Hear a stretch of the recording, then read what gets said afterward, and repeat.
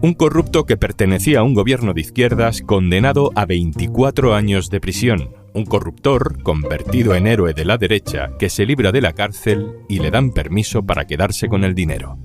Soy Juan Luis Sánchez. Hoy en Un Tema al Día, el éxito del Plan Aldama.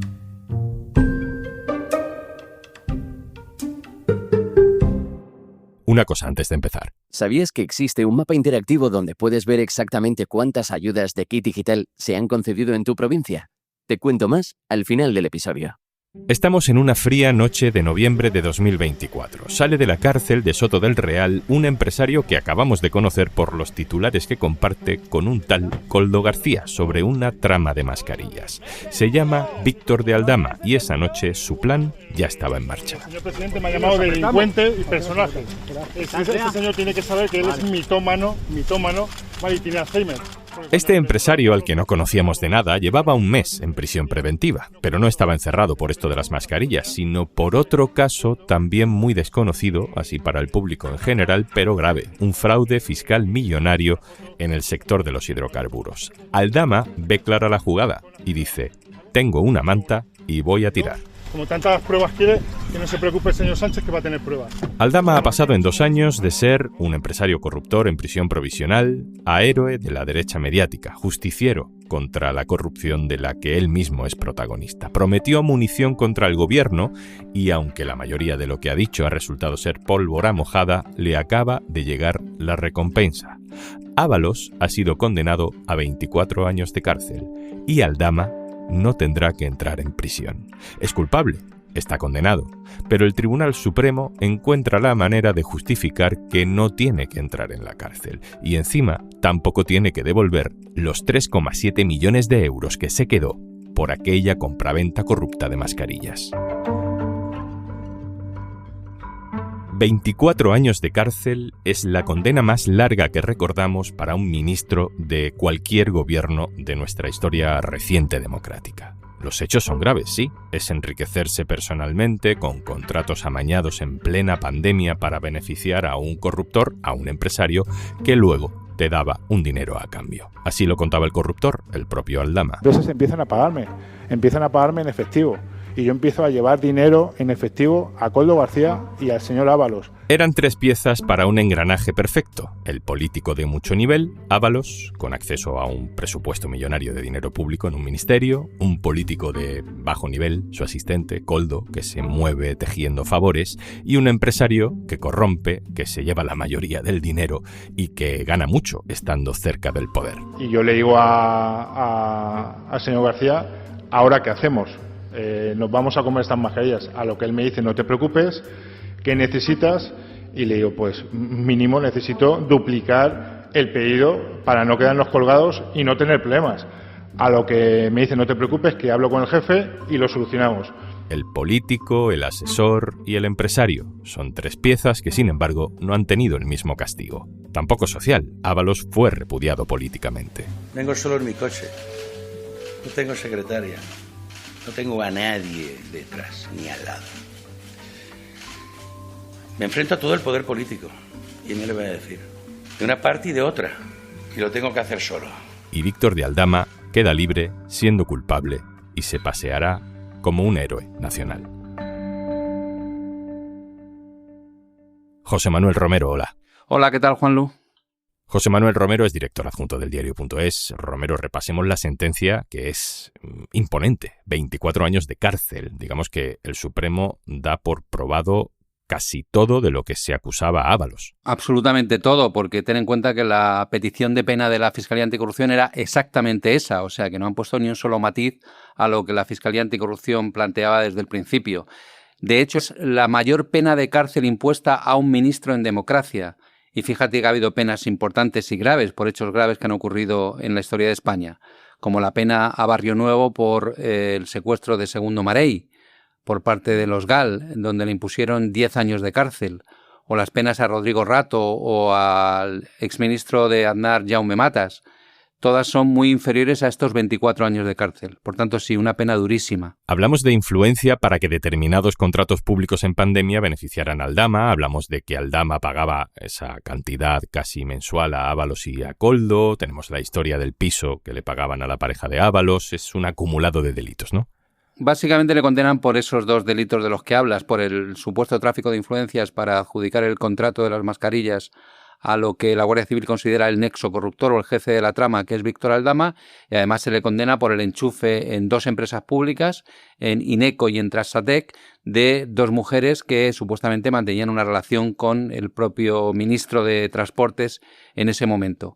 Esto seguramente que suena a obviedad para los que seguís de cerca estos casos, pero aquí no estamos hablando de Santos Cerdán, no estamos hablando de ninguna sospecha de corrupción que afecte más allá de esta trama, ¿no? Esto es corrupción de Ábalos, Koldo y Aldama. No hay financiación del PSOE ni nada más en el gobierno. Exactamente, no hay ni una sola referencia a esas cuestiones que, por otro lado, se están investigando en la Audiencia Nacional, en piezas que se abrieron como consecuencia de esta investigación.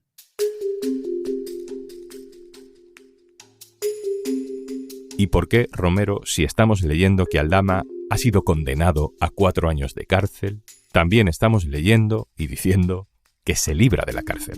El Supremo dedica hasta 4 páginas a justificar esta decisión, que es una de las decisiones más polémicas y controvertidas de la sentencia y que la opinión pública podría no entender del todo.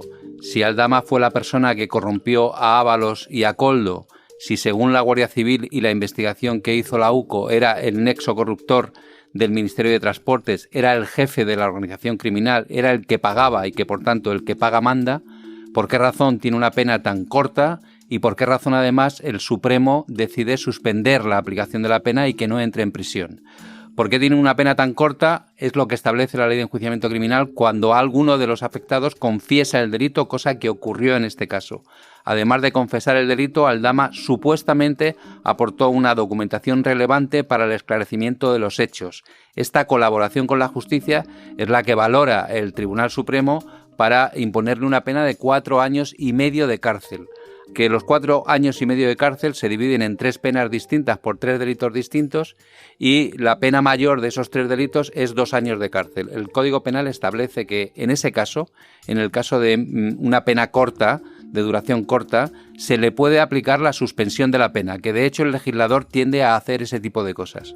¿Cuándo puede hacer esas cosas el tribunal? Cuando hay lo que ellos llaman un pronóstico favorable de que la persona beneficiada por esa decisión no va a volver a delinquir.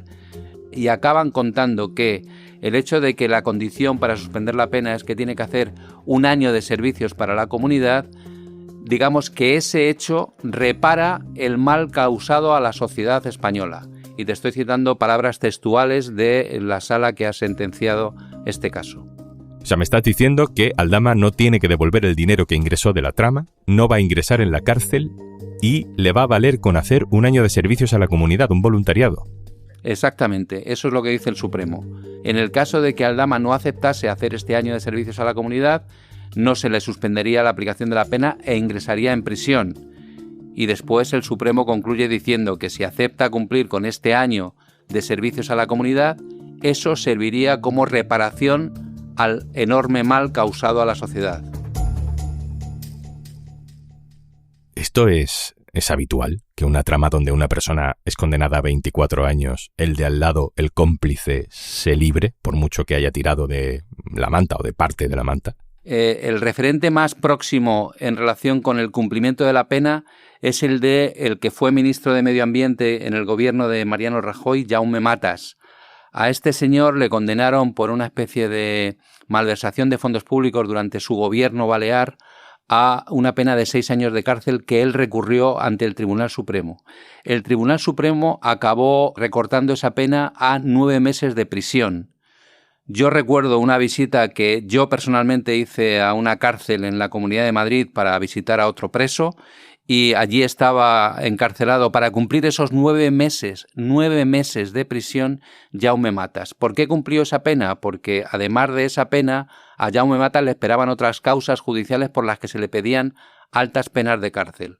¿Esto se parece en algo a lo que le pasa a Víctor Aldama? Se parece mucho, porque Víctor Aldama está imputado en un caso de gravísimo fraude fiscal relacionado con el negocio de hidrocarburos, donde se le acusa de haber defraudado decenas de millones de euros y de tener ese dinero escondido en, no sé si paraísos fiscales o en el extranjero al menos.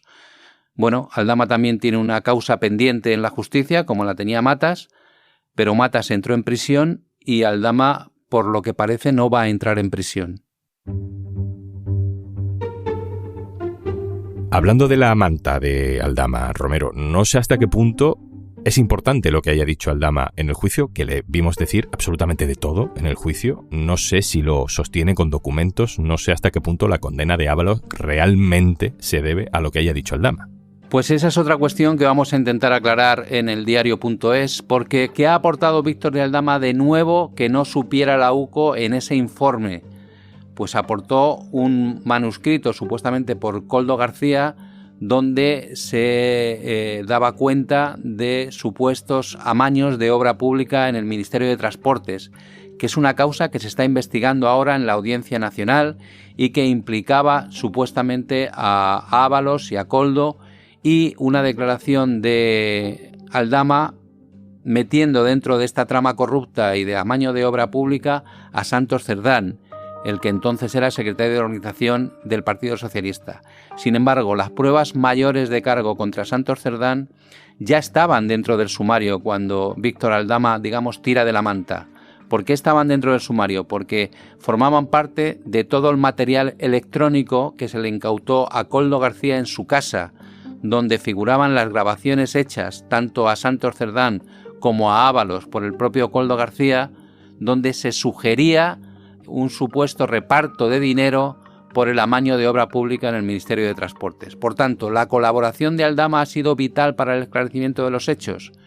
Yo creo que no, pero el Tribunal Supremo lo sitúa como la razón principal para que hayan adoptado estas dos decisiones: rebajarle mucho la pena, incluso la que pedía la Fiscalía Anticorrupción, que eran 7 años, y suspender la ejecución de la pena. Claro, pero de todo eso que me estás hablando, Santos Cerdán, Ábalos, los contratos de obra pública, todo eso es un caso diferente, ¿no? Aquí hay como una interconexión constante entre el caso hidrocarburos, el caso Ábalos en sí de las mascarillas, Aldama dando información sobre todos ellos. Sí, es así. Quiero decir, de ahí la complejidad de interpretar esta sentencia cuando habla de la colaboración con la justicia de Víctor Aldama. ¿Ha sido clave Víctor Aldama para conocer todo lo ocurrido en el Ministerio de Transporte durante aquellos meses de la pandemia? Yo creo que no.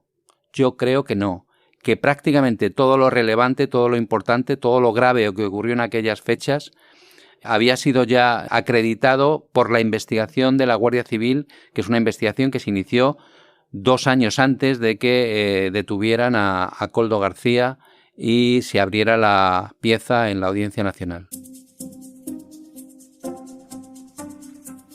Bueno, la última, Romero, el impacto sobre el gobierno. Veíamos venir que la sentencia contra Ábalos iba a ser muy importante, no sé si 24 años es una cifra para la que estábamos preparados, impresiona, pero llega, es un golpe nuevo y no sé qué tipo de efecto calculan en Moncloa que puede tener sobre el futuro de la legislatura. Yo creo que ellos daban por amortizado que la sentencia iba a ser dura, quizá no tan dura de los 24 años, pero en cualquier caso durísima. Afecta a quien fue durante muchos años el número 2 del Partido Socialista y el ministro con el presupuesto de inversiones más alto del primer gobierno de Pedro Sánchez. Por tanto, el palo para el PSOE y para el propio Pedro Sánchez es durísimo.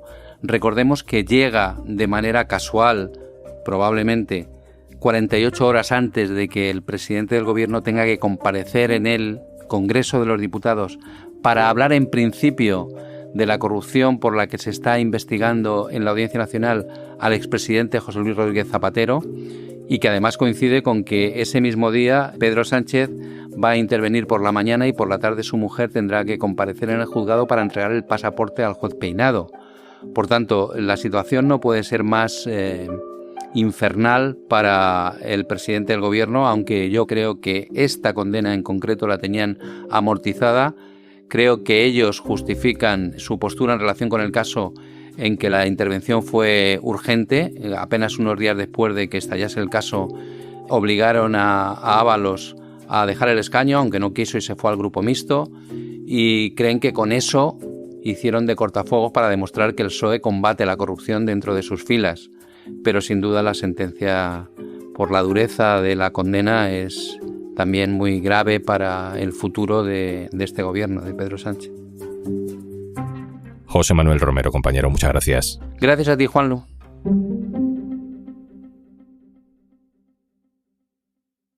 Y antes de marcharnos, en kitdigital.red.es podrás ver toda la información del programa y consultar un cuadro de mando visual y actualizado donde poder consultar cómo ha impactado el programa en tu región.